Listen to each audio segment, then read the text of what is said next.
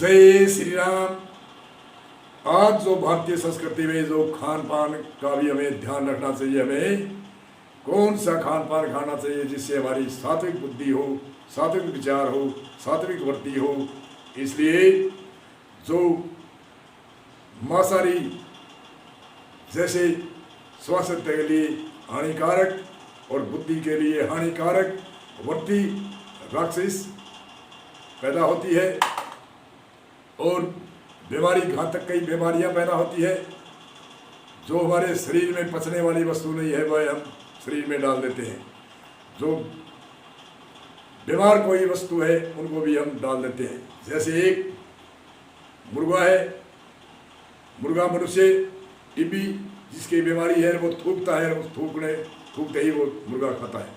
जो भी घातक कई छुआछूत की बीमारी है वह खंगार थूकता है, उनको मुर्गा खाता है और मुर्गे के अंडे को मनुष्य खाता है। तो इससे कहाँ स्वास्थ्य आएगा, क्या स्वास्थ्य आएगा और क्या इसमें निरुक्ता रहेगी। और हमारे स्वास्थ्य में खान पान का ध्यान दिनचर्या से सुबह हमें उठना है, कैसे रहना है, जल पीना है और जल के बाद में जो भी हमारे स्वास्थ्य के लिए जो भी वस्तु है, जो हमारे हार्मोनियम की पूर्ति आजकल वैज्ञानिक युग है, इसमें जांच करके जो अलग अलग जांच होती है, किडनी की जांच हो, लीवर की जांच होती है, ब्लड कितना है और क्या क्या कमी है, शुगर बढ़ा है या लेवल में है, ऐसे ऐसे हमारे कोई 500-400 रुपये में जांच हो जाती है। पहले जांच करा करके और जो भी कमियां होती है वह पूरी करनी चाहिए। आजकल अनेक तरह की हमारे भारत में भोजन के लिए अनेक तरह के साधन है, सामग्री है शाकाहारी में, और कच्चे फल और पक्के फल भी ऐसे हैं जो उनको बादाम है, काजू है, अखरोट है, आदि आदि अनेक तरह की, किशमिश आदि अनेक बहुत सी ऐसी चीज़ें हैं जो मनुष्य कितनी भी महंगी खा सकता है, कैसे भी खा सकता है, शरीर का स्वास्थ्य रहेगा और चर्बी बढ़नी आदि आदि अनेक कई रोगों को पनपने नहीं देगा। इसलिए मनुष्य को पहली सुख है निरोगी काया।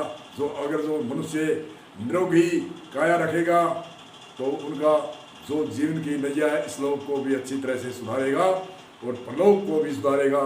इसलिए खान पान का ध्यान और भारतीय संस्कृति में पहनाव का भी ध्यान रखना चाहिए।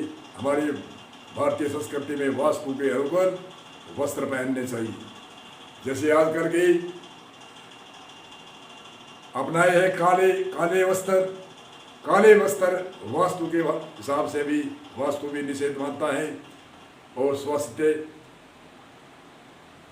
वैद्य भी इसको अच्छा नहीं मानते।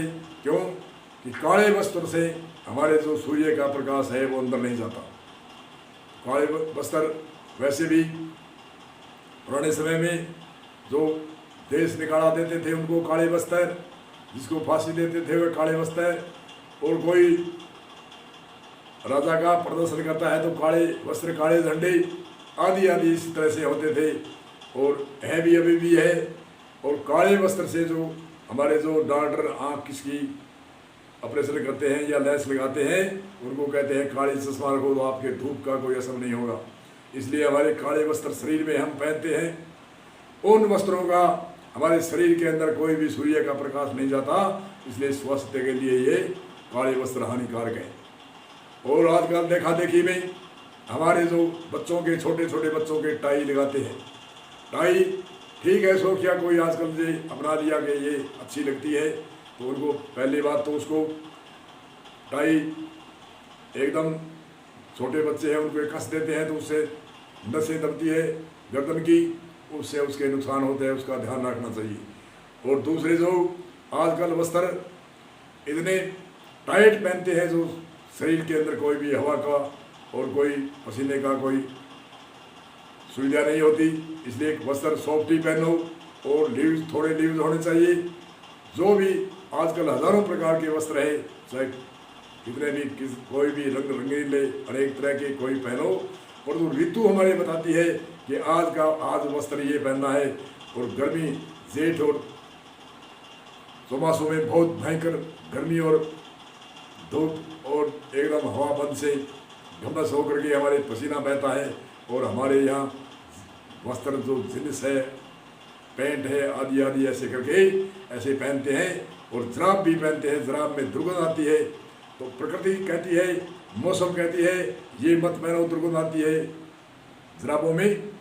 और जो टाइट वस्त्र पहनते हैं, कई कई तो छोटे छोटे बच्चों के इतने टाइट वस्त्र पहनाते हैं, उसको स्नान घर में तो पहना ही नहीं सकते, उनको बेड पर ला करके उसकी ऊंची टांगे छोटे बच्चों की करके उसको खींच कर पहनाते हैं, कितने टाइट पहनाते हैं। और बच्चा कैसे बैठेगा, और लीव्स नहीं होने के कारण उसके स्वास्थ्य में, उसके शरीर के नुकसान होगा। इसलिए हमारे भारतीय संस्कृति में लीव्स पहनो और सॉफ्टी वस्त्र पहनो। हजारों प्रकार के रंग बिरंगे है, काले वस्त्र को छोड़ करके रंग बिरंगे बहुत है। पुराने समय में हमारे आज भी पगड़ी बनते हैं और गुलदस्ता रखते हैं। पीछे कई 2 सालों में जो कोरोना का प्रभाव रहा, वह नाक के मास्क लगाते थे। हमारे भारतीय संस्कृति में पुराने समय में चाहे सरदारों के देखो, चाहे दक्षिण राजस्थान में देखो, कहीं भी देखो, जो साफावर धोती रखता है वह अंगोछा रखता है। अंगोछे का क्या कारण, जो सभा में बैठता है, अधिक आदमियों में बैठता है, तो अंगोछा तो एक छोटा होता है, डेली धुपता है, डेली भी रोजाना धो सकते हैं। तो उसके धांसी आई, आगे लगाया तो वायरस कीटाणु आगे नहीं फैलेंगे। छींक आई, आगे लगाया, कोई भी कुछ भी हुआ तो आगे मुंह से पूछने का ये गुलदस्ता छोटा होता है। ये गले में रखने से क्या है, इसमें सुविधा है, जेब में हाथ मारे साफी का निकाले तो साफी ये हाथ के कुछ लगा हुआ है तो वह कमीज के लगेगा, ये बड़ी सुविधा थी।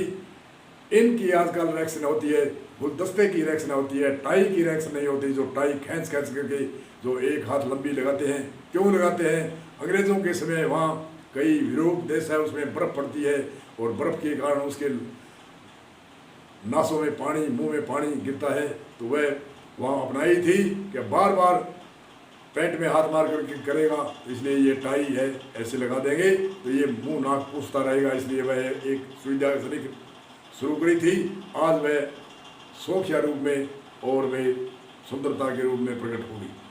ये कोई लगाओ, टाई लगाओ, टाई लगाने में कोई अचंभे की, कोई टिका टिकमी करने की बात नहीं है। परंतु छोटे बच्चों के जो बड़े बच्चे हैं वो तो अपने ढीली कर लेते हैं या ढीली बांधते हैं, परंतु जो माता पिता छोटे बच्चे के बांध कर जो स्कूलों में घालते हैं, प्रवेश करते हैं, उनके इतने टाइट नहीं बांधे जिससे उसकी नसें गर्दन की दबती रहे सारे दिन। इसलिए खान पान का ध्यान, पहनाव का ध्यान और रहन सहन का ध्यान, हमारी मर्यादा का ध्यान, हमारी भारतीय संस्कृति में परिवार की मर्यादा का ध्यान, बड़ों की मर्यादा का ध्यान हमारे रामायण से शिक्षा मिलती है। राम बड़ों को कैसे प्रणाम करता है, माता पिता को कैसे प्रणाम करता है, गुरुजनों को कैसे प्रणाम करता है, और अपने जो देश के नागरिक है, जो बड़े हैं उनको प्रणाम करता है। महान पुरुष जो आते हैं तो उनको प्रणाम करते हैं। तो प्रणाम से यश बढ़ती है, कीर्ति बढ़ती है, उम्र बढ़ती है, धन बढ़ता है, आदि आदि अनेक। कहते हैं कि चरणों में जो भी विद्वान ऋषि मुनि महान पुरुष बड़े माता पिता होते हैं, उनके जो भी मस्तक के अंदर जो ऊर्जा होती है वह ऊर्जा चरणों में स्वाभाविक ही वह प्रवेश होती रहती है। इसलिए हमारे पुराने समय में मर्यादा है कि बड़े बुजुर्ग महान पुरुषों के चरणों के स्पर्श करना चाहिए। चरणों के स्पर्श करके हाथों का स्पर्श करे, उससे उसकी शक्ति है वह हमारे प्रवेश करती है, यश बढ़ता है, कीर्ति बढ़ती है।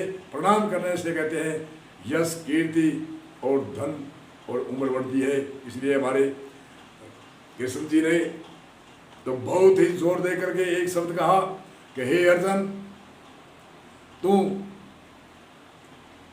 अध्यात्म ज्ञान के लिए तत्वदर्शियों के पास में जा और समित पानी को कुछ न कुछ हाथ में लेकर जा और अष्टांग दंडवत का, अष्टांग मतलब 8 अंगों सहित दंडवत कहते हैं, जैसे डंडा लंबा होता है ऐसे उनको प्रणाम करके और उनको चरण छू के स्पर्श करके उनको उनके पास जाओ और वह तुझे प्रेरणा देंगे, तुमको आत्मज्ञान देंगे, तत्व ज्ञान देंगे। कृष्ण जी ऐसा संबोधन क्यों करते हैं? कई कारणों से संबोधन करते हैं। पहली बात तो किसी की संख्या ना हो भी कृष्ण जी ही एक अध्यात्म ज्ञान दे सकते थे और ऋषि मुनि नहीं हुए। दूसरा, अपने आप को कृष्ण जी न कर करके दूसरों का इशारा विद्वानों का अर्जुन को देते हुए, और कृष्ण जी तो साक्षात महापुरुष, अध्यात्म ज्ञान देने में उनकी कोई कमियां नहीं थी, परंतु वह दूसरे विद्वानों का एक इशारा बताते हैं। तो हमारे भारतीय संस्कृति में प्रणाम और नमस्कार का बड़ा महत्व है कि यश बढ़ता है, कीर्ति बढ़ती है, धनवान होता है, और जो भी महान पुरुष के शक्ति मस्तिष्क में और सारे शरीर में ऊपर ऊर्जा होती है, वह ऊर्जा पैरों के नीचे स्पर्श करते ही उनका आशीर्वाद का हाथ लगता है। तो उनके आशीर्वाद से हम देखते हैं जो भी नेता कोई शुरुआत में होते हैं तो वो प्रणाम करते हैं, सबसे प्रणाम करते हैं, तो उनकी जय बड़े बड़ों की जय बोलते हैं। तो आखिरी में उसकी समय आने वाले समय में उनकी जय प्रणाम करने का वह यही तो महत्व है यश बढ़ने का। इसलिए इन्हीं सूत्र के साथ में अगले सूत्र की और हम चर्चा करेंगे। जो हमारे ऋषि मुनियों ने जो मर्यादा बांधी है, उन मर्यादा पर हम चर्चा करेंगे। बोलो जय श्री राम।